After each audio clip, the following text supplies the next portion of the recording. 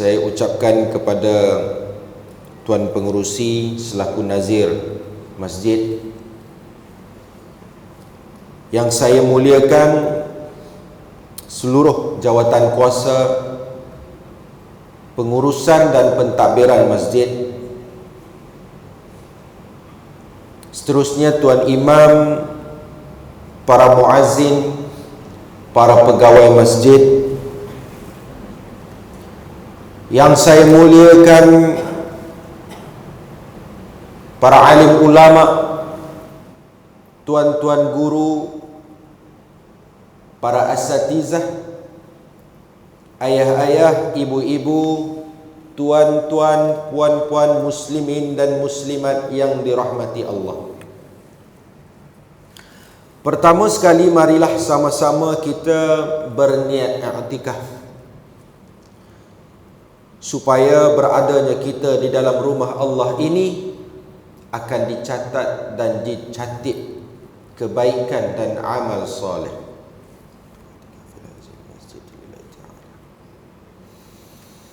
Alhamdulillah, marilah sama-sama kita panjatkan kesyukuran kepada Allah Subhanahu wa taala kerana atas nikmat dan izinnya kita masih lagi mampu untuk melangkah hadir ke dalam rumah Allah ini, solat berjemaah, seterusnya duduk pula di dalam majlis ilmu. Ucapkanlah kesyukuran itu dengan sebenar-benar syukur, kerana tidak semua orang mendapat akan nikmat dan peluang seperti mana yang kita dapat ketika ini. Hari ini 15 November, bermaksud tinggal kurang daripada 2 bulan. Tidak lama lagi kita ini akan melangkah ke angka tahun yang baru. Begitu cepat masa itu berlalu. Cepat sungguh. Sama ada kita sedar ataupun tidak, yang sebenarnya masa yang berlalu itu, hari yang berganti itu, bulan yang mendatang itu, tahun yang mendatang itu sebenarnya sedang mendekatkan kita, menghampirkan kita dengan suatu peristiwa. Ayah-ayah, ibu-ibu yang saya hormati, sebenarnya perjalanan hidup kita ini masih panjang. Cukup panjang. Dan andai kata kita meneliti, kita membaca, kita merenung, dan kita menghayati akan kalamullah di dalam Al-Quranul Karim, begitu juga dengan hadis-hadis Nabi sallallahu alaihi wasallam, terlalu banyak kisah peringatan yang diceritakan kepada kita akan alam yang seterusnya, yang kita ini semua pasti akan bertemu. Bayangkan apabila kita ini sampai ajalnya, roh itu berpisah daripada jasad. Kita ini diusung, diiring sampai ke kubur, dikebumikan kita. Lalu datang 2 orang malaikat, Munkar dan Nakir. Bermulanya persoalan kubur. Lalu adakah ketika itu kita ini akan berada di dalam salah satu taman daripada taman syurga, ataupun daripada lubang api neraka? Sampai bila kita nak duduk? Sampai bila kita nak tunggu? Sampai Sayyiduna Israfil meniupkan sangkakala yang pertama. Andai kata kita itu menikmati akan nikmat-nikmat salah satu taman daripada taman syurga, beruntunglah. Namun andai kata kubur itu adalah tempat kita diazab, kita akan diazab sampai bila? Sampai Sayyiduna Israfil meniupkan sangkakala yang pertama. Berapa lama jangka perjalanan waktu dan masanya kita itu akan diseksa di dalam kubur? Panjang. Kemudian Allah gulungkan bumi ini. Bumi yang sedang kita diami ini akan ditukarkan menjadi mahsyar. Lalu ditiupkan oleh Sayyiduna Israfil akan sangkakala yang kedua. Lalu bangkitlah semua keturunan anak Adam. Bila bangkit, nak berjalan pula ke tempat dihimpunnya seluruh penciptaan. Itu pun memakan masa yang cukup lama. Sampai di bumi mahsyar, keseluruhannya berhimpun di situ. Daripada sejak Nabi Adam alaihi salam sampailah manusia yang terakhir dikumpulkan bersama dengan syaitan iblis dan binatang-binatang yang pernah hidup di atas muka bumi Allah ini. Penuh sesak. Nabi kata sehinggakan kamu hanya mampu untuk meletakkan 2 tapak kaki saja. Sendat padat. Dibiarkan. Sudah sampai, dibiarkan pula. Belum diperlakukan perhitungan, penghisaban, pengadilan, dibiarkan begitu saja. Itu pun di dalam kitab Al-Imamul Qurtubi dinyatakan, tunggu, dibiarkan saja 50,000 tahun. Biar begitu saja. Belum dimulakan apa-apa lagi. Perhitungan belum dimulakan. 50,000 tahun. Dibiarkan saja. Kemudian dimulakan hisab. Timbangan amal. Alhamdulillah. Kita ini umat Nabi sallallahu alaihi wasallam, umat yang pertama yang akan didahulukan. Namun berapakah angka giliran kita? Di dalam sejumlah keseluruhan umat Nabi sallallahu alaihi wasallam itu, kita yang nombor berapa? Dan andai kata kita mengambil purata akan umur umat Nabi sallallahu alaihi wasallam itu, katakanlah 60 tahun lah. Kita yang berada di dalam rumah Allah ketika ini, di dalam masjid ini pun 60, 60, 60, 60, 60, 60. Kita saja sudah memakan masa ribuan tahun kita. Kerana yang akan dihitung, yang akan dihisap, yang akan diteliti detik per detik, minit per minit, hari per hari, mengikut jumlah umurnya. Lebih-lebih lagi yang akan diteliti adalah solat. Kemudian selesai proses hisab, timbangan amal, lalu kita akan melalui pula akan sirat. Sirat itu juga akan mengambil masa yang lama. Dan akhirnya kita akan sampai di suatu persimpangan. Sama ada kita belum sempat sampai terjatuh ke dalam gaung neraka Allah, ataupun kita ini melangkah masuk ke dalam syurga, maka hiduplah kita selama-lamanya di dalam syurga Allah itu menikmati akan janji-janji Allah. Hidup sampai bila-bila? Sampai bila, Ustaz? Sampai bila-bila? Yalah, sampai bila tu sampai bila? Sampai bila-bila? Orang Kedah kata ever and forever. Orang Kedah. Tidak ada penghujung nombornya, tak ada. 0, 1, 2, bilang sampai habis. Tak ada hujung. Sampai bila-bila? Namanya pun alam akhirat, hari akhirat, hari akhir. Tak ada dah penghujung. Namun andai kata kita ini terjerumus, tergelincir ke dalam gaung neraka Allah, diazab, diseksa sampai bila? Sampai bila-bila?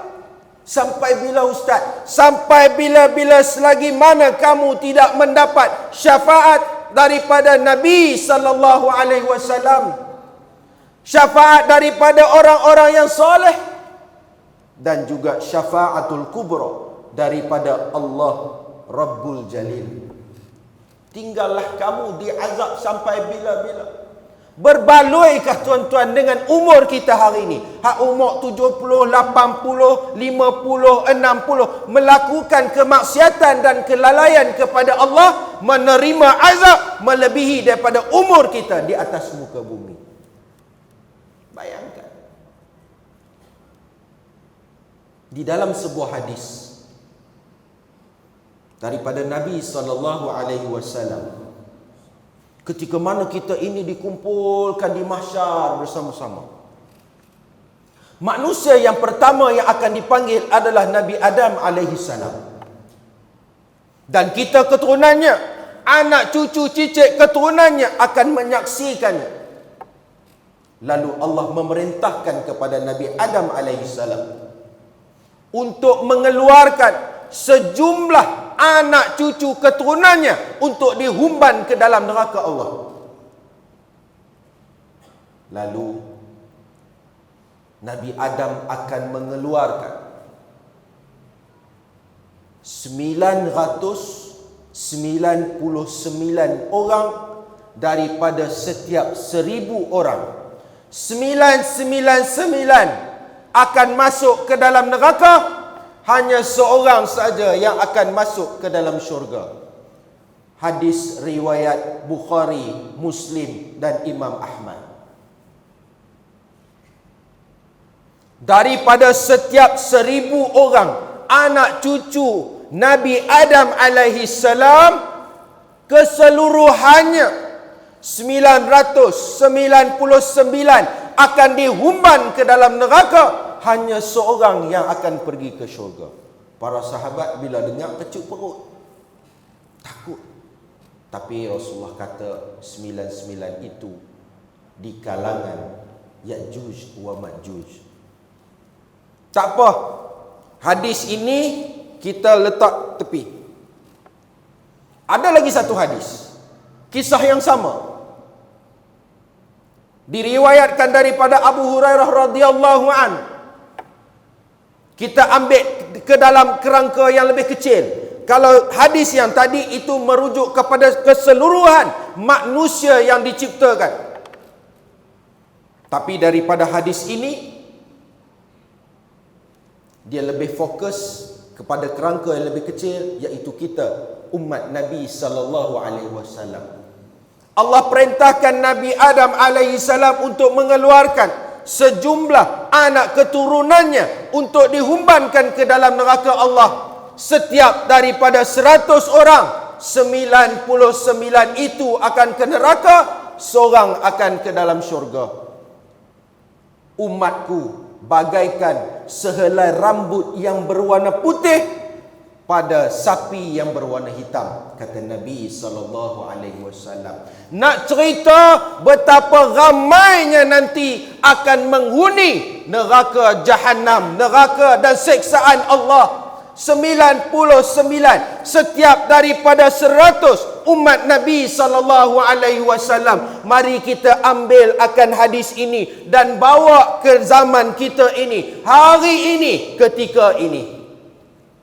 Ketika ini, berapa ramai orang yang bersusah payah, bermujahadah untuk datang ke rumah Allah, untuk solat berjamaah, untuk duduk dalam majlis ilmu, untuk melakukan perjuangan meneruskan apa yang baginda Nabi SAW buat.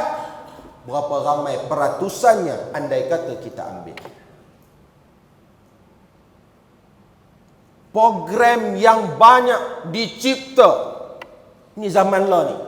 Pelbagai program-program hiburan dicipta, dirancang, disusun untuk melalaikan anak keturunan kita sendiri. Daripada hak yang kecil, anak-anak yang kecil, sampailah yang lanjut usia, semuanya disediakan program hiburan. Tak percaya malam ni, Gegar Vaganza. Sekejap start. Penuh. Disiarkan secara langsung. Bila disiarkan secara langsung, sudah tentu ramai yang akan hadir untuk menonton. Yang bukan datang daripada kawasan setempat, sudah pastinya ada yang datang dari jauh. Bersusah payah. Bila sampai pula, baru ni mereka interview. Pak Cik mai pada mana? Mereka interview. Saya mai pada Tangkak Johor. Johor. Ni tunggu 3 jam lah tak boleh masuk. Tu, nak abang mai. Tuan-tuan, bahasa Kedah keluar dah. Tak apalah, janji tuan-tuan faham. Dia tak sebut abang, dia sebut Pak Cik mai pada mana? Pak Cik mai pada Johor. 3 jam tunggu tak boleh masuk. Sagi tuan-tuan, bila dah siarkan secara live, kita boleh melihat majoritinya adalah anak Melayu Muslim yang sedang berada di dalam program tersebut. Ni India cantik punya orang goyang. Pak Cik semua. Saya tidak kata mereka penghuni neraka, tidak. Saya tidak mengatakan bahawa kita ini penghuni syurga, tidak. Sekurang-kurangnya kita ini berusaha untuk mencari redha dan rahmat Allah Subhanahu wa taala. Kerana bukan kerja kita nak menghukum orang lain, tidak. Saya nak bagi tahu kegusaran ini. Bagaimana nasib anak-anak kita. Bagaimana kita ini bersusah payah nak didik dia supaya jadi anak yang soleh, anak yang solehah. Tapi dalam masa yang sama, ujian cukup besar untuk anak-anak cucu kita. Kerana apa tuan-tuan? Apabila kita ini, ayah-ayah, ibu-ibu, tok-tok, opah-opah yang ada ni, bila mana kita sudah terlantar di atas katil, sama ada di rumah ataupun di hospital, terlantar, hanya mengharapkan bantuan, doa daripada anak-anak yang soleh, cucu-cucu yang soleh, kerana kita sedang menghadapi saat sakarat. Realiti. Tok Wan duk tengah terbaring di atas katil. Semua pakat balik, anak-anak daripada jauh balik, cucu-cucu balik, penuh rumah. Dia jadi pesta. Ada yang main handset, ada yang sedang tengok TV, kukik-kukik sana, kukik-kukik sini, belawak sana. Hak yang ibu-ibu ni sibuk di dapur. Malam ni kita nak masak apa? Apa siang sana dia buat kenduri pula. Hak Tok Wan sorang-sorang duduk sini. Tak ada siapa main duduk tepi. Nak tolong baca Quran ke? Tuan-tuan, kita semua akan lalui perkara ini. Termasuk dengan saya. Anak-anak kita yang asuh, anak-anak kita yang didik, sama ada anak itu akan menjadi aset kepada kita atau ia akan mendakwa kita pula kelak nanti. Allahu Rabbi. Zaman yang cukup mencabar ketika ini. Sebab itu hadis Nabi itu tadi kita renung kembali. Jumlah yang cukup ramai. 99 masuk ke dalam neraka, hanya seorang masuk ke syurga. Allah. Muslimin dan muslimat yang dirahmati Allah. Di dalam Al-Quranul Karim, surah Al-Ankabut ayat ke-57 dan surah Ali Imran ayat 185. Kullu nafsin za'iqatul maut. Setiap yang bernyawa pasti akan merasai mati. Setiap yang hidup pasti akan merasai mati. Setiap yang bernafas pasti akan merasai mati. Tidak terkecuali seorang pun, sama ada ia mau ataupun tidak, sama ada ia sudah bersedia ataupun tidak, saya, ayah-ayah, ibu-ibu pasti akan melalui saat ini. Bila? Wallahu a'lam. Tarikhnya, masanya, tempatnya, bagaimana cara kematian kita itu, tidak ada seorang pun yang mengetahuinya, kerana ia menjadi rahsia dan ilmu Allah. Andai kata ada di antara kita yang mengetahui secara tepatnya yang ia ini akan didatangi oleh malakul maut untuk menjemput ia pulang, pasti ia tidak mampu lagi menjalani kehidupan seperti biasa.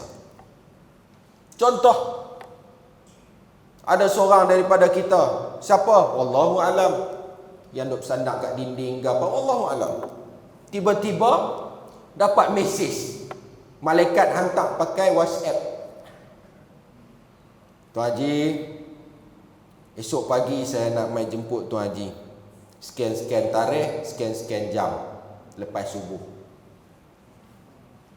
Agak-agak malam ni Tuan Haji itu boleh tidur tak? Mampukah ia meletakkan kepala dan bantalnya di atas tilam yang empuk? Mampukah ia, berselerakah ia untuk menjamah makanan yang sedap? Ia sudah tidak mampu lagi. Bahkan hilang segala-galanya. Apa yang akan Tuan Haji ini buat? Sudah pasti ia akan berdiri di hadapan Allah, melakukan solat dengan sebenar-benar pengharapan kepada Allah, memohon keampunan kepada Allah agar diampunkan segala dosanya, membaca Quran, berzikir. Dia akan habiskan sebaik mungkin akan sisa-sisa umur yang berbaki itu untuk mendapat keredaan dan keampunan Allah. Tetapi inilah buktinya. Bukti akan kasih sayang Allah, rahmat Allah kepada kita hambanya. Allah merahsiakan kematian supaya kita ini masih mampu lagi untuk menjalani kehidupan seperti biasa. Boleh makan, boleh tidur, boleh pergi kerja, boleh shopping, boleh tengok wrestling, boleh tengok gegar vaganza dan sebagainya. Sebab kita tak tahu bila kita nak mati. Kalau mereka tahu mereka nak mati, penuh masjid ni malam ni. Bukan sini saja, seluruh rumah Allah yang ada di atas muka bumi pasti akan dipenuhi oleh manusia yang datang bersujud kepada Allah, memohon keampunan kepadanya. Pasti. Tapi kita tak tahu kita nak mati bila. Mati, semua orang akan rasa. Dan mati sakit. Mati itu sakit. Nabi SAW insan yang paling mulia di atas muka bumi ini. Tidak ada dosa padanya. Insan yang dijamin syurga padanya. Insan yang pertama yang akan melangkah masuk ke dalam syurga juga merasai kesakitan kematian. Tetapi kesakitan yang dialami oleh Nabi SAW bukanlah kerana pembalasan dosanya, bukan. Tetapi untuk meletakkan, untuk mengangkat darjat Nabi ke tahap yang paling tinggi, Ar-Rafiq Al-A'la. Sayyidatuna Aisyah radhiyallahu anha, ketika mana saat-saat akhir bersama dengan baginda Nabi sallallahu alaihi wasallam, detik-detik akhir bersama dengan suami tercinta, dengan kekasih Allah, 12 Rabiul Awal tahun ke-10 Hijriah, ketika mana waktu duha Nabi kembali bertemu dengan kekasihnya. Apa kata Sayyidatuna Aisyah yang menyaksikannya? Dalam sebuah hadis, ketika mana roh itu sedang dipisahkan daripada jasad yang mulia itu, kata Nabi, La ilaha illallah, inna lil mauti sakarat. Tiada Tuhan melainkan Allah. Sesungguhnya kematian itu ada sakaratnya. Sesungguh kematian itu adalah penderitaan. Sesungguhnya kematian itu bersamaan dengan kesakitan. Lalu diangkat tangan Ar-Rafiq Al-A'la, terkulai layu pergi kembali bertemu dengan kekasihnya. Itu Nabi. Kita, bagaimana keadaan kematian kita? Yang kita ni duk rasa kemah dah, duk rasa hebat dah, duk rasa syurga dah kita ni. Ni kita hari ini. Nabi pun merasai akan sakit kematian. Tidak akan ada seorang pun yang akan terkecuali daripada merasai, mengalami akan peristiwa ini. Berapa ramai di antara kita, berapa ramai di antara kita yang mengambil iktibar daripada kematian. Kematian yang dia lihat, kematian yang dia dengar. Ada di antaranya ayah dan ibunya telah dahulu pergi, suaminya dah pergi, istrinya dah pergi, jirannya dah pergi, ahli keluarganya dah pergi, kawan-kawan sekolah dulu pun dah pergi. Tetapi berapa ramai yang mengambil iktibar? Mereka merasakan bahawa kematian itu berlaku kepada orang lain, tetapi tidak berlaku kepada diri sendiri. Sebab itu kalau kita tengok, kalau ada rumah, ada jenazah di dalamnya, orang pergi ziarah, tapi masih lagi mampu duduk untuk bersembang hal-hal keduniaan. Orang tak ambil iktibar daripada kematian yang dia lihat. Dan majoritinya, kebanyakannya, orang yang mati itu kebanyakannya belum sempat untuk bertaubat. Beruntunglah bagi mereka yang mempersiapkan diri untuk menghadapi akan saat ini. Beruntung, sebab Nabi sebut perbanyakkanlah mengingati kepada pemutus kelazatan, iaitu kematian. Nabi suruh ingat selalu. Bila kita ingat selalu, hari-hari kita ingat yang kita ni nak mati. Kita tidak akan hidup di atas muka bumi ini selama-lamanya.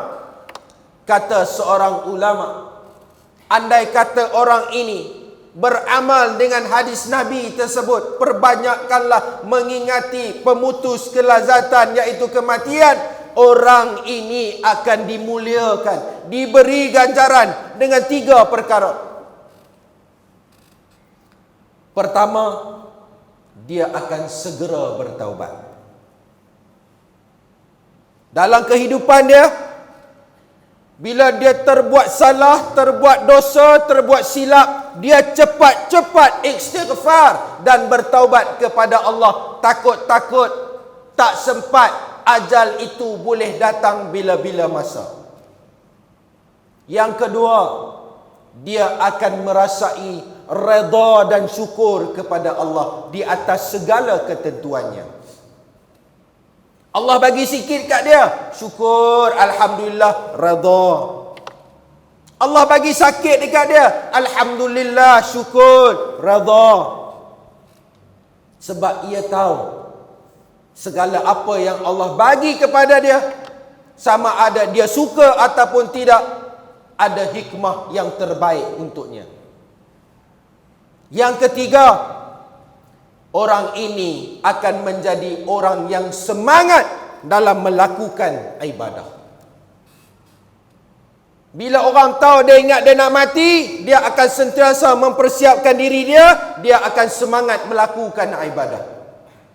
Bangun malam solat tahajud, bangun awal pagi, bergegas, bersiap diri untuk pergi ke masjid, untuk bersama menunaikan solat berjamaah, baca Quran, zikir, selawat dan sebagainya. Cuba kita tengok para alim ulama, tuan-tuan guru yang mulia. Tengok muka mereka pun kita rasa seronok dah. Rasa tenang je hati tengok. Macam tak ada masalah muka mereka ni. Ada di antara mereka yang umur sudah mencapai 50-an, 60-an, 70-an, tapi masih mampu melakukan ibadah yang boleh mengalahkan anak-anak muda. Solat sunatnya banyak rakaat, bangun malam, baca Quran, zikir. Anak muda pun belum tentu mampu untuk melakukannya. Sebab apa? Sebab mereka sedang mengejar apa yang Allah telah janji. Mereka tak kelapak dah dengan hidup di dunia ni yang penuh dengan tipu daya, fitnah, kekotoran dan sebagainya. Mereka nak hak yang Allah janji di sana. Mereka hanya mengambil apa yang ada di dunia ini sekadar keperluan sahaja untuk hidup, meneruskan hidup. Namun, andai kata mereka yang sentiasa berpaling daripada mengingati akan kematian, saja-saja lupa, buat-buat lupa bahawa dia ni akan mati, 3 perkara juga, tetapi ia dihukum. Yang pertama, sudah pasti ia akan menangguhkan taubat. Muda lagi, enjoy dulu. Esok-esok dah tua ni, taubatlah. Dia menangguhkan taubat. Dia tidak tahu adakah ia mampu untuk sampai kepada umur 50, 60 dan ke atas. Belum tentu. Yang kedua, ia tidak akan redha di atas apa yang telah Allah rezekikan kepada dia, berikan kepada dia, tentukan kepada dia. Dia tidak akan redha. Dapat sikit, dia nak banyak. Dapat banyak, dia nak lagi. Dia tidak akan pernah puas untuk mengejar apa yang ada di atas muka bumi. Dan yang ketiga, ia pasti orang yang bermalas-malasan dalam melakukan ibadah. Malah nak sembahyang, malah nak zikir, malah nak baca Quran dan sebagainya. Muslimin dan muslimat yang dirahmati Allah, kematian itu sakit. Saya tak ada pengalaman. Tuan-tuan ada tak pengalaman? Tak ada siapa pun di antara kita di sini yang punyai pengalaman merasai kesakitan kematian. Tak ada.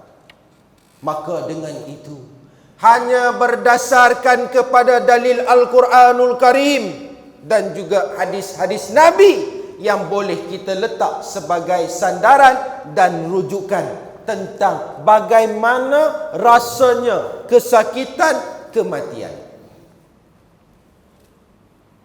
Dalam riwayat ada menyebut bahawa kematian itu kesakitannya seumpama atau seperti seekor binatang yang masih hidup, disiat-siat kulitnya, bahkan kesakitan itu melebihi 1000 kali ganda. Dalam riwayat yang lain pula menceritakan bahawa kesakitan kematian itu ibarat 300 tetakan mata pedang. Tak tahu nak cerita. Tetapi yang pastinya kesakitan kematian itu bergantung kepada amal kita sendiri.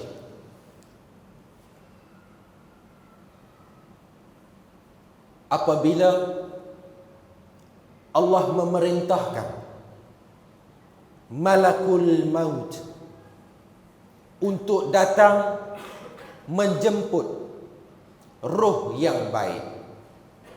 Di dalam sebuah hadis yang cukup panjang diceritakan daripada Barra bin Azib.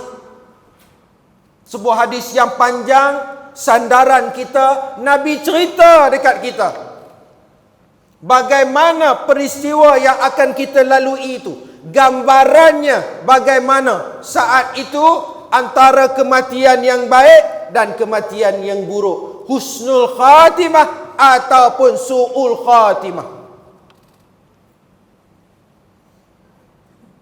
Apabila Allah memerintahkan malakul maut untuk datang menjemput roh yang baik, roh yang mukmin, malakul maut akan datang bersama dengan rombongan malaikat rahmat. Di dalam kitab menyebutkan seramai 500 malaikat yang akan mengiringinya. Saya tidak ambil daripada harian Metro, saya ambil daripada kitab. Lalu malaikat akan datang, malakul maut itu akan duduk di sebelah kanan kepala kita. Ketika kita ini sedang berbaring, terlantar, malaikat akan duduk di sebelah sini. Dan rombongan malaikat rahmat itu yang ramai tadi akan berdiri di kiri dan kanan kita, dan mereka ini akan berhadapan di antara satu sama lain sepanjang mata memandang naik. Penuh ramai. Kita akan melihat, insya-Allah. Ketika itu Allah akan membukakan hijab di depan mata kita, sedikit demi sedikit, di antara dua alam, alam dunia dan permulaan alam akhirat. Lalu malaikat maut ini akan datang dan memberi salam kepada ruh yang baik. Assalamualaikum.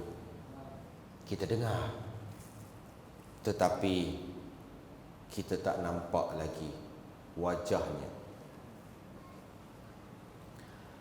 Ya ayyatuhan nafsul mutmainnah, irji'i ila rabbiki radiyatan mardiyah, fadkhuli fi ibadihi wadkhuli jannati. Malaikat jemput untuk dibawa pulang roh yang baik ini, kerana ia sentiasa merindui untuk bertemu dengan Allah. Begitu juga Allah sedang menanti-nanti untuk bertemu dengan roh yang baik ini. Malaikat akan datang dengan wajah yang berseri-seri, bercahaya ibarat sinaran matahari. Lalu roh itu pun akan mula ditarik keluar daripada kepala, dan kosongnya di mana? Di hujung kuku kaki kita, untuk naik sedikit demi sedikit. Kita akan rasa kaki kita kosong, sudah tidak ada roh. Sedikit demi sedikit, cerita yang kita dengar hari ini, kita akan ingat sampai saat tersebut. Oh, macam ni lah Ustaz cerita hari itu. Ingat. Bukan sampai situ saja tuan-tuan, kita akan ingat sampai ke dalam alam barzakh kelak yang kita pernah bersama di sini.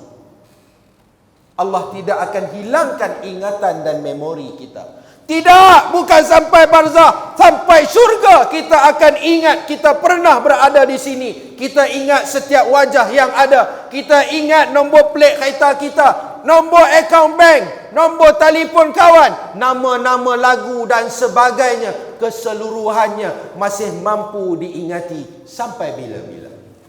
Bertuah dan bersyukurlah wahai ayah-ayah, ibu-ibu. Sekurang-kurangnya kita mendengar peringatan daripada Nabi sallallahu alaihi wasallam tentang kematian. Lalu roh itu ditarik. Sedikit, sedikit, sedikit. Kata Nabi, roh orang yang mukmin itu akan keluar ibarat air yang berada di dalam bekas. Apabila ia dituangkan, begitu mudah ia mengalir. Begitulah perumpamaannya. Begitu mudah roh orang yang baik, mukmin akan keluar. Sebab apa tuan-tuan? Yang saya kata tadi, dia rindu nak jumpa dengan Allah. Sebab itu mudah keluar. Sakit tetap sakit. Tetap sakit. Sebab itu Nabi ajar kepada kita akan doa. Allahumma hawin alaina fi sakaratil maut. Hawin alaina, permudahkanlah, ringankanlah. Nabi tak ajar untuk hilangkan kesakitan kematian. Tidak.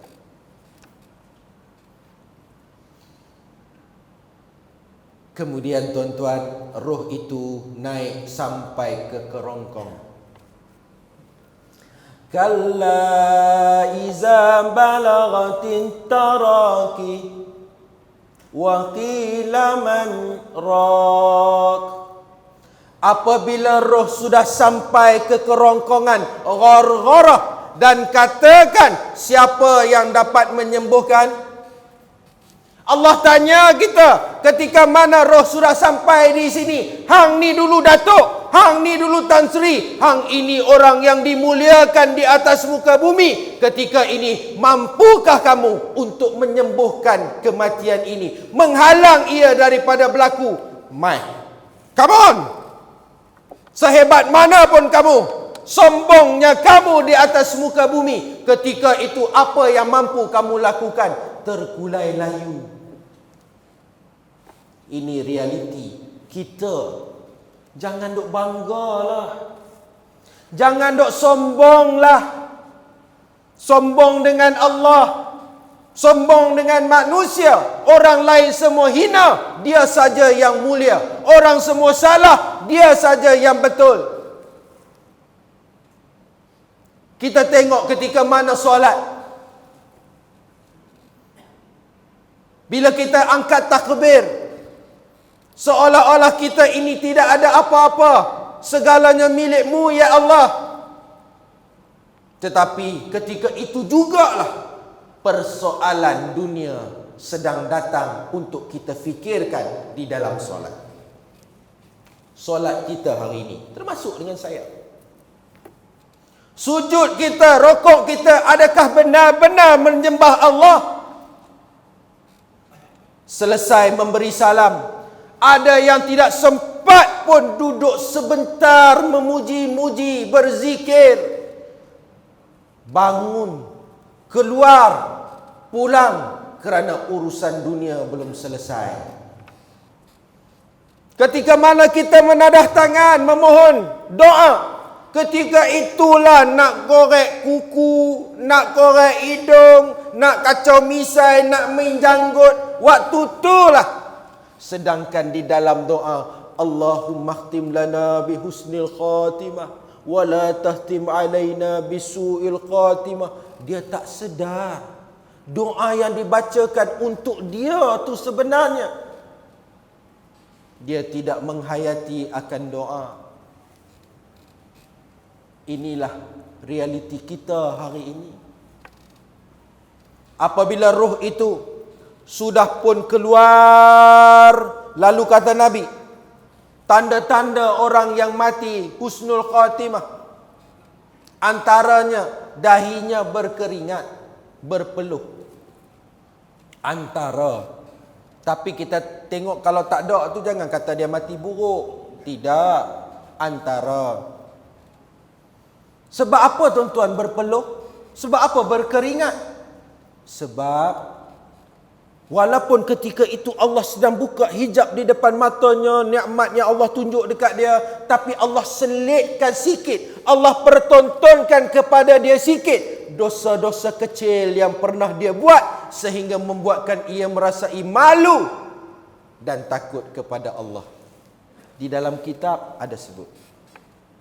Dan roh itu keluar akan berada di dalam genggaman malakul maut, walaupun sekejap akan berada di dalam genggaman malakul maut. Ketika itu kita akan melihat wajah malakul maut buat pertama kalinya dengan izin Allah. Lalu dikafankan roh kita. Baru mati ya, malaikat kafan dah. Kafan yang dibawa daripada syurga, dan berhamburlah bau yang cukup wangi.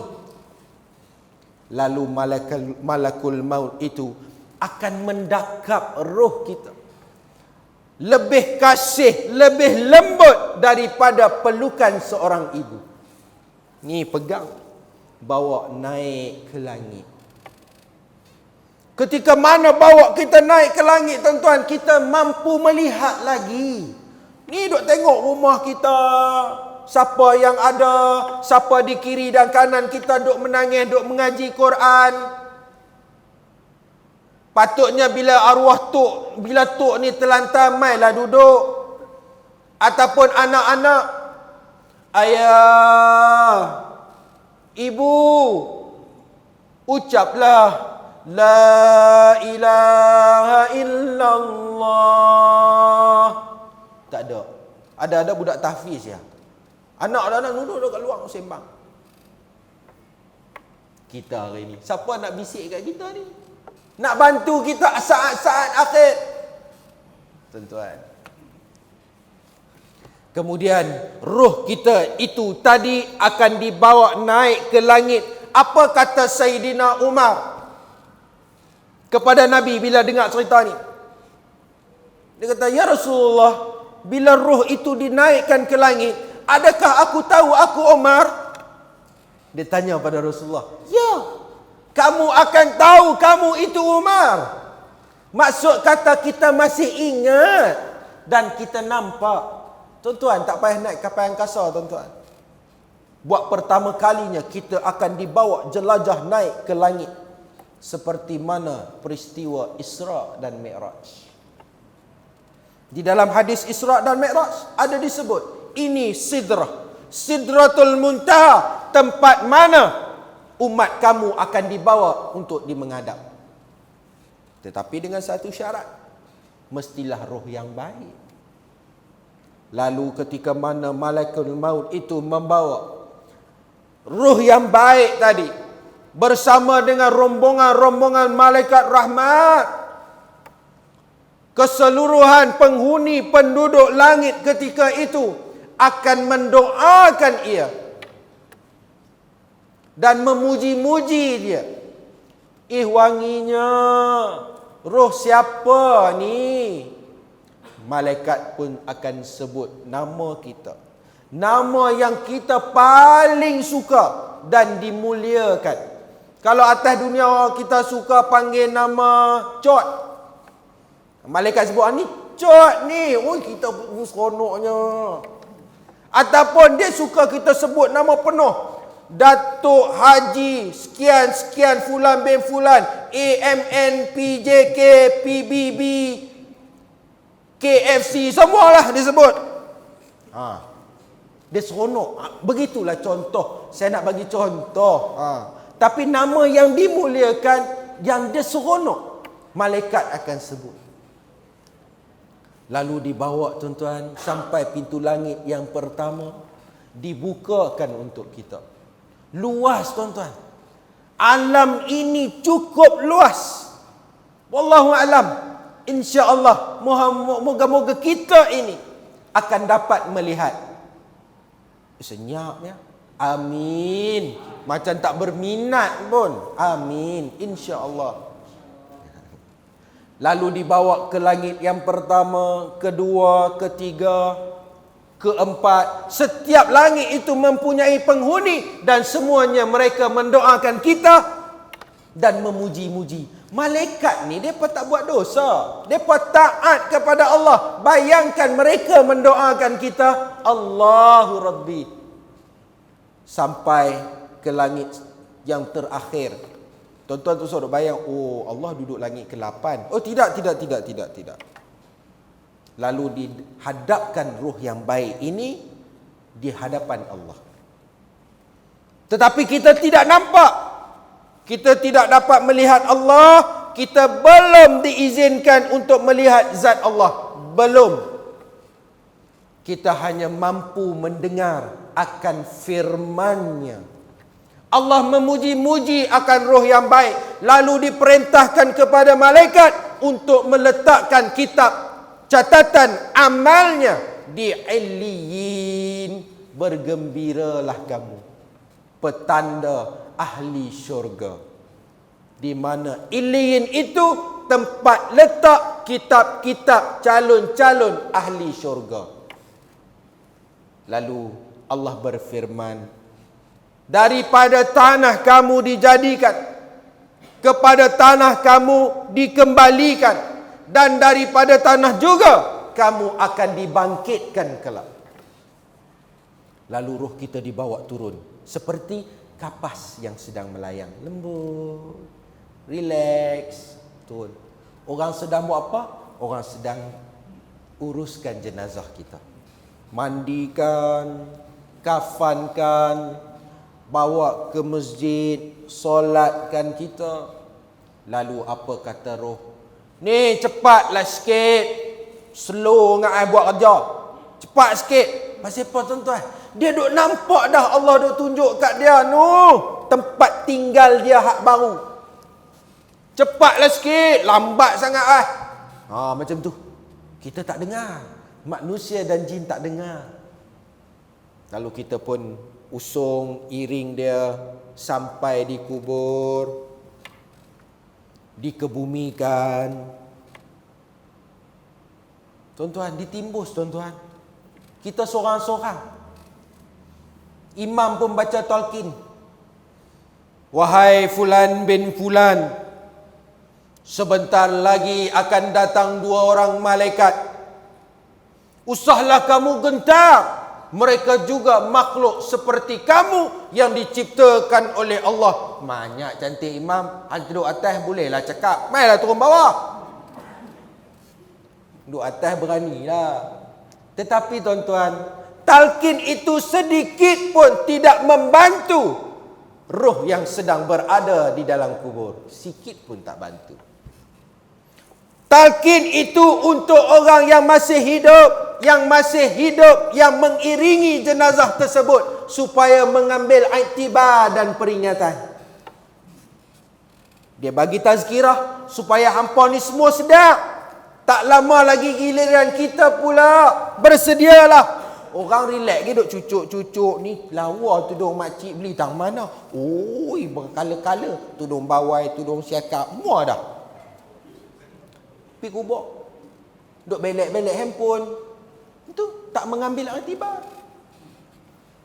Lalu apabila dikebumikan, orang pun berlalu pulang.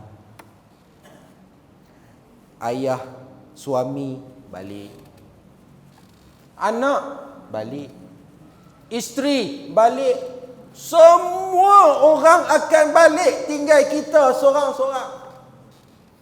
Ketika mana kita berada di alam rahim ibu, kita masih ada peneman. Ibu bawa kita pergi mana? Dia masuk toilet pun dia bawa kita. Kemudian kita lahir atas muka bumi. Kita ramai kawan-kawan, ahli keluarga, ramai yang teman kita. Apabila sudah berpindah ke alam barzah, tinggallah kita seorang diri. Dan kita akan mendengar derapan kaki yang terakhir meninggalkan kubur. Kata Nabi, Allah akan memberi keizinan untuk mendengar derapan kaki yang terakhir. Seret, dia seret kasut. Seret, seret. Saya dulu buat tuan-tuan, waktu arwah tok saya. 1, 2, 3. Itu dia malaikat mai dah. Tapi sebenarnya tidak tuan-tuan. Sama ada kamu berlalu ataupun tidak.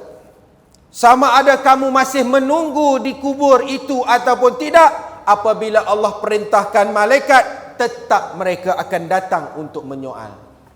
Hang buatlah kemah kah? Buat rumah kah? Tidur. Tak mau balik nak tidur sini. Kalau balik sagi malaikat mai soal Tok Wan, tak mau. Hang tidurlah sampai esok pun malaikat tetap akan datang. bersandarkan kepada dalil hadis Nabi sallallahu alaihi wasallam. Ada suatu kisah, cuma tak mau ceritalah, lagi panjang lagi. Dah pukul 8.30. Hari ini 1 jam ke 2 jam? InsyaAllah saya cuba habiskan sebaik mungkin. Kemudian tuan-tuan, ayah-ayah, ibu-ibu, apabila orang sudah berlalu pergi, kubur akan menghimpit kita. Sama ada kita ini orang yang soleh, sama ada kita ini orang yang toleh, sama ada kita yang baik ataupun yang buruk, kubur tetap akan menghimpit roh jenazah yang dikebumikan. Tetap, tidak terkecuali seorang pun. Sa'ad bin Mu'az, sahabat Nabi yang hebat, melafazkan kalimah syahadah 2 tahun sebelum hijrah Nabi daripada Mekah ke Madinah. Ketika mana Nabi SAW tinggal di Mekah, Nabi utuskan Mus'ab bin Umair untuk pergi ke Madinah untuk berdakwah. Sa'ad bin Mu'az ini, dia ni ayahanda kawasan. Orang panggil ayahanda lah. 3 line, 4 line, 5 line, 6 line. Kan? Ketua kampung. Dia ni ketua kampung. Ramai penduduk kampung dia. Sa'ad bin Mu'az ini. Dia melafazkan syahadah di tangan Mus'ab bin Umair. Selepas ia mengucapkan syahadah, beriman, hampir seluruh penduduk kampung dia beriman kepada Allah dan Rasul. Hebat tak? Hebat. Dan dia syahid di dalam perang Ahzab. Ketika mana ia syahid, bergegar arash, dibuka pintu langit untuknya, disaksikan oleh 70,000 malaikat. Sa'ad bin Mu'az ini pun dihimpit oleh kubur, tidak terkecuali. Kata Nabi, andai kata dikecualikan daripada himpitan kubur, maka Sa'ad bin Mu'az lah yang akan terlepas. Tetapi tidak berlaku sedemikian. Tetap akan dihimpit. Cuma bezanya pelukan sayang ataupun himpitan benci. Kubur ini tuan-tuan, azab kubur, himpitan kubur ada kaitan dengan penciptaan Nabi Adam alaihi salam daripada tanah. Hak tu cerita lain, kalau nak panggil kemudian. Kemudian tuan-tuan, dia peluk kita. Ish rindunya macam kita peluk orang baru balik haji. Oh Tuan Haji rindulah, kita pun peluk dia. Kruk krak bunyi tulang dia. Bukan peluk pasal apa pun. Nu ayak zam-zam, buah kurma, tasbih, minyak wangi, ada makna. Peluk rindunya. Apa dia buat balik ya? Tapi kubur dia peluk-peluk betul-betul. Aku rindu kepada kamu dengan ucapan Assalamualaikum. Selamat datang wahai roh dan jasad yang baik. Hari ini kamu dikembalikan kepada aku. Aku rindu, dia rindu. Kemudian dia lepas. Lalu datang seorang pemuda yang cantik rupa parasnya, wangi baunya. Kita seorang-seorang ni tiba-tiba orang mai, kamu siapa? Dah lah handsome, wangi pula. Seolah-olah membawa kabar yang baik. Kamu siapa? Akulah amalmu yang soleh. Akulah solat sunat tahajud kamu, puasa kamu, zakat kamu, haji kamu, umrah kamu, zikir kamu, baca Quran kamu. Akulah. Hari ini aku datang untuk menemanimu. Dia akan duduk dengan kita. Dan beruntunglah bagi mereka yang mengamalkan surah Al-Mulk pada setiap malam. Ia akan datang duduk dengan tuannya sampai hari kiamat. Amal tuan-tuan. Amal. Hak saya cakap ni, hak saya buat. Kalau saya tak buat, saya tak cakap. Saya buat. Alhamdulillah. Saya syukur. Semoga Allah kekalkan. Amal, mari kita beramal bersama. Bukan panjang pun, 30 ayat ya. Tak sampai setengah jam pun. Bacalah. Sehari sekali. Wajibkan diri. Kemudian datang 2 orang malaikat, Munkar dan Nakir. Bila Munkar dan Nakir mai, tiba-tiba tengok ada orang tepi kita. Tu amalan kita tadi. Amalan kita kata apa? Sebentar lagi akan datang 2 orang malaikat. Usahlah kamu gentar. Mereka juga makhluk yang diciptakan Allah seperti kamu. Sama macam Tok Imam baca talqin. Antuk usah duk risau, jangan duk takut. Aku ada. Aku akan tolong hang. Aku akan tolong. Sebab yang akan bantu kita adalah amal untuk menjawab. Allah akan memperteguhkan iman orang-orang yang mukmin. Malaikat mai tengok-tengok ada orang. Ni, tepi sikit. Ni hang nak tanya-tanya elok. Dia bela kita, tuan-tuan. Kamu kalau nak tanya, dia tak cakap macam tu lah. Bahasa dia lah. Wallahu alam. Tapi saya nak bagi faham. Hang nak tanya elok sikit lah. Ni hang tepi sikit. Aku mai ni Allah perintah untuk mengujinya. Apa kata Nabi? Soalan kubur itu sama ada hampir ataupun sama dengan fitnah ujian Dajjal. Persoalan kubur, fitnah kubur. Tu nak bagi tahu. Hebatnya fitnah kubur ini ujian. Hang tepi sikit aku nak tanya dia. Lalu malaikat pun bertanya, siapa Tuhan kamu? Siapakah lelaki ini yang diutuskan di kalangan kamu? Allah Tuhanku. Lelaki ini adalah Muhammad Rasulullah sallallahu alaihi wasallam.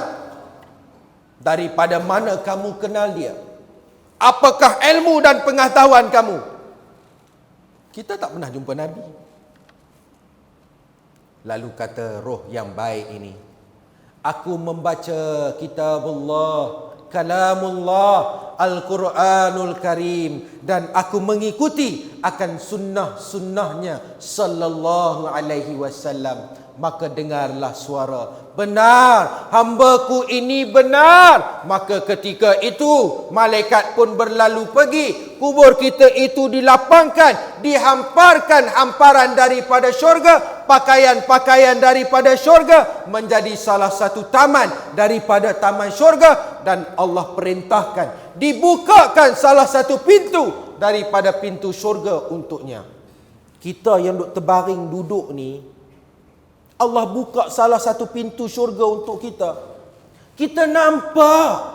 Dan apa kata Nabi dalam hadis ini? Lalu kata roh yang baik ini, ya Allah, percepatkanlah kiamat. Aku ingin kembali kepada keluargaku dan harta-hartaku. Dia duk nampak, tuan-tuan.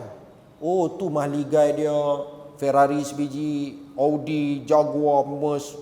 Oh, duk nampak. Dia nak cepat-cepat lah, tak sabar. Tiba-tiba pun nampak tak? Abang, marilah. Bidadari. Oh my, cantik waktu. Abang, marilah. Kata, cepatlah. Malaikat kata, amboi, sabar sikit, buat malu kau orang. As-sabru minal iman. Dia tak sabar, tuan-tuan. Itu kematian yang baik. Beruntunglah mereka yang mempersiapkan diri menghadapi saat-saat ini. Berbeza dengan kematian yang buruk, su'ul khatimah. Na'udzubillah. Ketika mana orang yang ditakdirkan itu, Allah perintahkan malakul maut untuk datang mengambil roh, menjemput, merentap roh yang tidak baik ini. Malakul maut akan datang bersama dengan rombongan malaikat azab. Datang duduk di sini. Hai jiwa yang keji. Ucapan salam tak ada. Keluarlah kepada kemurkaan Allah. Lalu bila dengar, tuan-tuan, roh ini berselerak di dalam tubuh. Pasal apa berselerak? Dia tak sedia nak mati. Kereta baru beli, rumah baru beli, duit EPF pencen baru dapat nak labur, bini muda baru kahwin. Tak mau mati lagi. Tiba-tiba malaikat mai nak jemput balik. Aku tak mau pi. Dia lari duduk bawah ketiak, bawah kaki, sorok sana sorok, tak mau balik. Lalu malaikat merentak roh yang tidak baik ini seperti merentak rumput dengan akar-akarnya sekali. Apabila direntak sampai ke kerongkong ini, pintu taubat Allah tutup. Pintu taubat yang selama ini dibukakan untuk kita, kita mensia-siakannya. Tapi bila sampai ke kerongkong ghargharah ini, pintu taubat ditutup. Lalu Allah buka di depan matanya. Dia nampak tuan-tuan, destinasi yang akan dibawa ia pergi untuk menerima azab. Api menjulang-julang, kepanasan, azab. Dia duduk nampak dah. Lalu bila sampai sini, kalla iza balagatin taraki, yang kita baca tadi. Dia dah nampak, lalu kata apa dia? Dia kata, Rabbana absarna wa sami'na farji'na na'man salihan inna muqinun. Rabbana, Tuhanku, aku tengok dah, aku dengar dah. Farja'na na'man salihan, kembalikanlah aku ya Allah sekejap saja. 1 jam pun jadilah ya Allah. Aku nak pergi solat, aku nak tutup aurat ya Allah, aku nak zikir sedekah, aku nak keluarkan segala harta aku untuk jalan-Mu ya Allah. Inna muqinun, sesungguhnya aku yakin ya Allah. Dia merayu, pintu taubat dah tutup, game over. Tidak ada penyesalan lagi, tidak ada guna lagi nak menyesal. Merayu tak ada guna dah, walaupun apa sekalipun. Bayangkan, kita pernah buat kesilapan dalam hidup. Kita pernah buat. Tuan-tuan tahu apa yang tuan-tuan pernah lakukan dalam hidup. Tuan-tuan saja yang mampu untuk bermuhasabah diri. Saya tidak kenal tuan-tuan. Zaman dulu muda-muda dulu, Pok Yeye, kan, seluar Yankee kembang, remoh depan naik Vespa, pegang tangan di taman bunga, menyanyikan lagu Hindustan, berlari sana berlari sini. Ketika kita berseorangan di dalam bilik, apa yang kita buat? Hanya kita saja yang mampu bermuhasabah akan diri kita, akan dosa kita. Kita menyesal. Orang yang pernah buat silap, dia tahu macam mana rasa menyesal, tapi masih lagi mampu, ada sisa umur dan ruang dan peluang untuk ia mengubah dan berubah. Ni, kita masih hidup ni. Masih hidup, masih ada peluang untuk istighfar dan bertaubat kepada Allah. Belum tentu antara kita yang boleh menjamin kehidupannya sampai esok pagi. Tak payah esok pagi lah, isyak sagi pun belum tentu. Batai wuduk, nak pergi ambil wuduk, tergelincak jatuh, inna lillahi wa inna ilaihi raji'un. Rupanya semayang maghrib tadi yang terakhir. Dia tak sempat semayang isyak. Allahu Akbar. Mati. Kemudian apabila direntak, roh yang tidak baik itu keluar dan berada di dalam genggaman malakul maut. Su'ul khatimah ini tanda-tanda awal dia. Orang yang akan mendapat kematian yang tidak baik ini, tanda awalnya. Yang pertama, meremehkan kewajipan solat. Hak tu nombor 1. Semayang tak mau, apa tak mau, standby. Yang kedua, peminum arak. Yang ketiga, menderhakai ibu dan bapa. Yang keempat, menyakiti hati Muslim yang lain. Menderhaka ibu bapa. Ada kisah, kalau cerita lagi pakai subuh esoklah kita balik. Maka saya tak payah cerita. Cukuplah sekadar 4 tanda ini. Tanda awal Padahal banyak lagi. Hak ni hak utama. Fitnah orang, cerca orang, tuduh orang, buka aib orang, itu antaranya tanda-tanda menyakiti hati Muslim yang lain sebagai tanda awal kematian yang buruk, su'ul khatimah. Dan roh itu, kita patah balik cerita tadi. Roh itu berada di dalam genggaman malakul maut, dikafankan kafan-kafan daripada neraka, dan berhamburlah bau yang cukup busuk yang tidak ada tandingannya di atas muka bumi. Kalau bangkai itu paling busuk, bau ini lagi busuk. Dibawa naik ke langit. Para malaikat mengutuk, mengeji, menghina. Busuknya siapa ni? Roh siapa ni busuknya? Lalu malaikat menyebut nama kita dengan nama yang paling hina. Dihina tuan-tuan, Allahu Akbar. Dan malaikat mendoa kepada Allah, jangan dibuka pintu langit ini. Jangan dibuka. Dibawa naik. Pintu langit tidak dibuka, tuan-tuan. Pintu langit tidak dibuka untuk roh yang tidak baik ini. Apa kata Allah atas doa para penghuni langit? La tufattahu lahum abwabus sama' wa la yadkhulul jannah hatta yalijal jamalu fi sammil qiyati. Surah Al-A'raf ayat 40. Balik, buka, renung. Allah sindir dan cabar kita. Tidak akan dibukakan pintu langit ini. Dan sekali-kali tidak, kamu akan tidak masuk syurga. Sampai bila? Sampai unta masuk ke dalam lubang jarum. Kalau tak sedar lagi, tak tahu nak kata apa dah.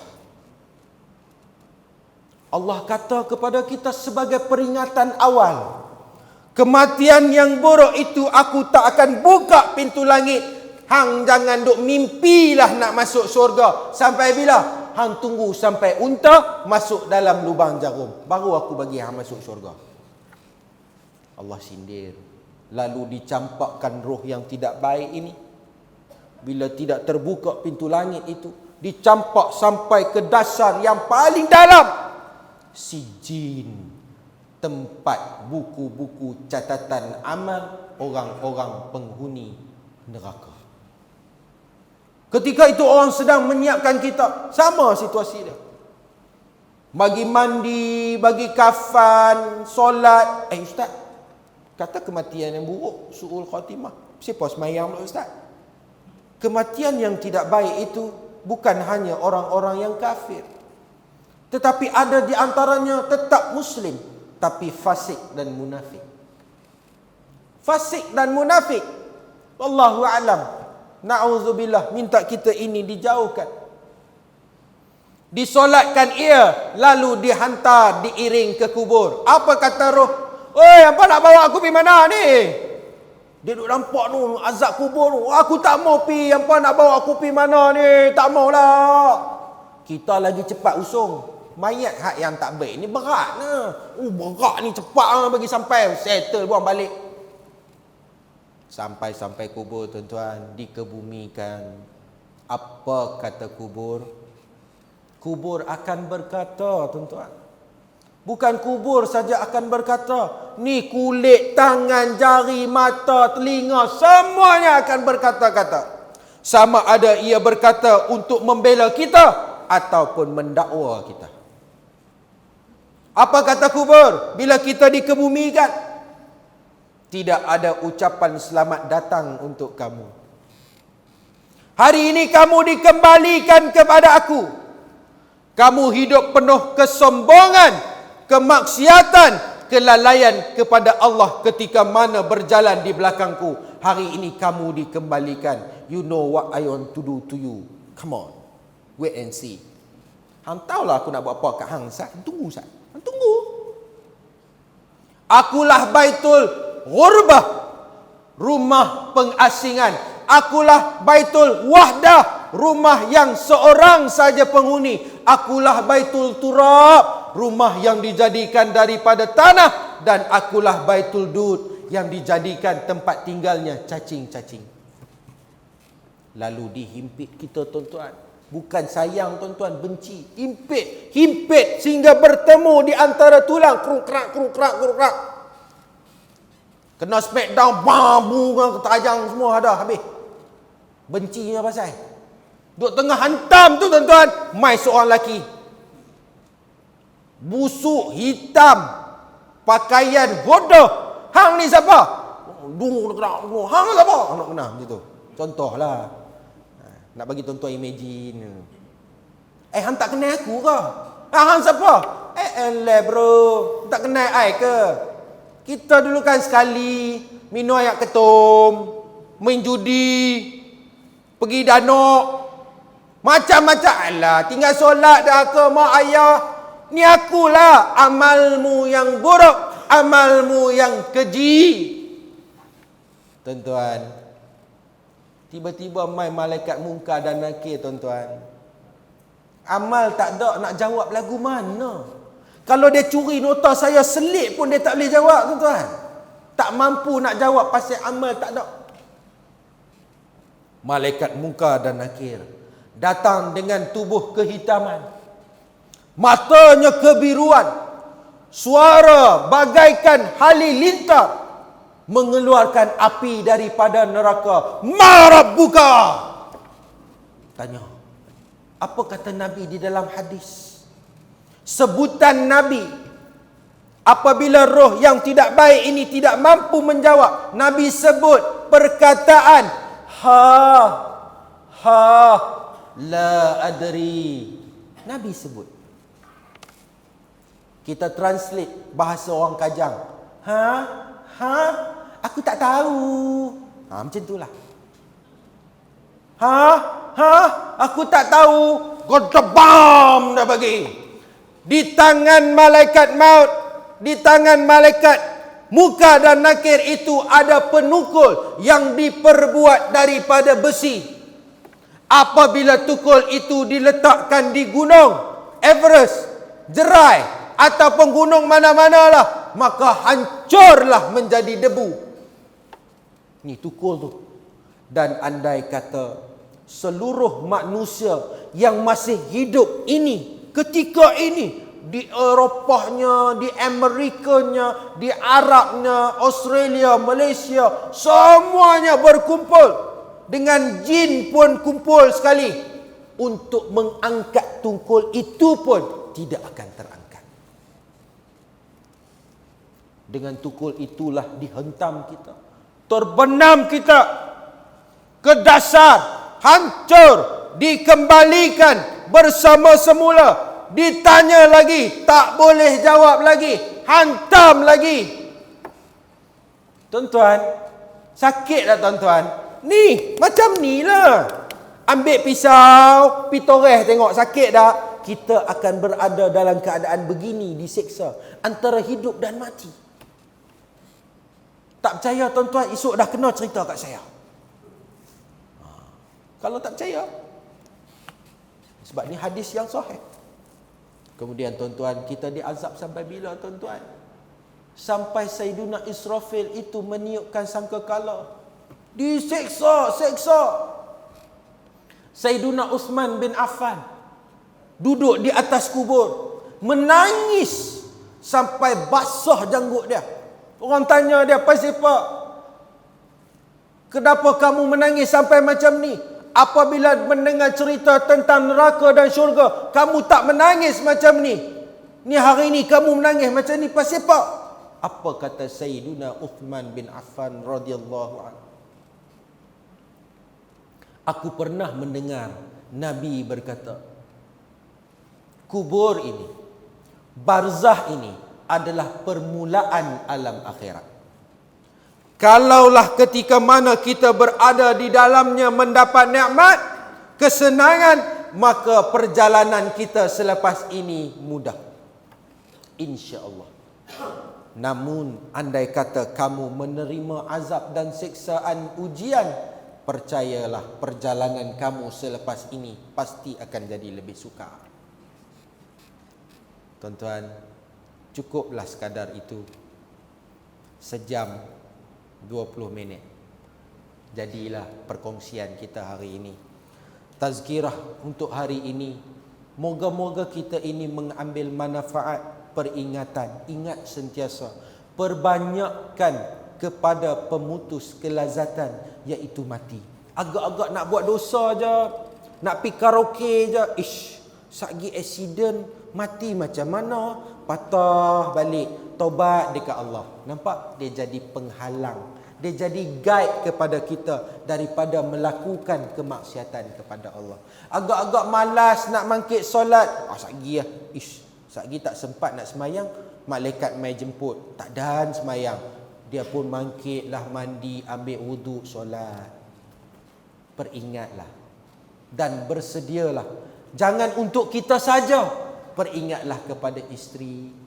Kalau ada isteri peringatkan. Anak-anak ingatkan.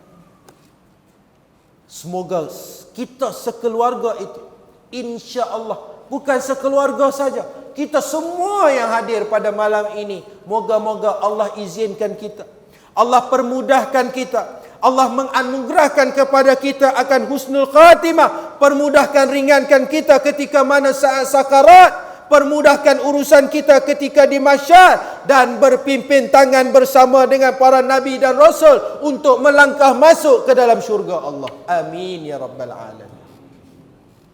Melakukan sebanyak mungkin ibadah.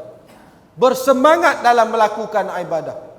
Kalau kita rasa kita hebat, kita buka buku yang menceritakan tentang sirah para nabi dan juga para sahabat. Betapa hebatnya kehidupan mereka. Sanggup mengorbankan keseluruhan harta untuk jalan Allah. Dan harta sanggup mengorbankan nyawa untuk agama dan Rasulnya. Kita hari ini kita buat apa? Apa yang kita buat nak melayakkan kita ini masuk syurga yang kita dok rasa kemah dah, dok rasa hebat dah? Cuba tengok para sahabat. Dapatkah kita menandingi mereka? Jauh beza. Jauh, terlalu jauh. Syurga itu mahal, tuan-tuan. Mahal. Syurga tu bukan pok kita punya. Maka lakukanlah sebaik mungkin untuk mengejar redha dan rahmat Allah. Aqulu qawli hadza wa astaghfirullahal azim li wa lakum. Wassalamu alaikum warahmatullahi taala wabarakatuh.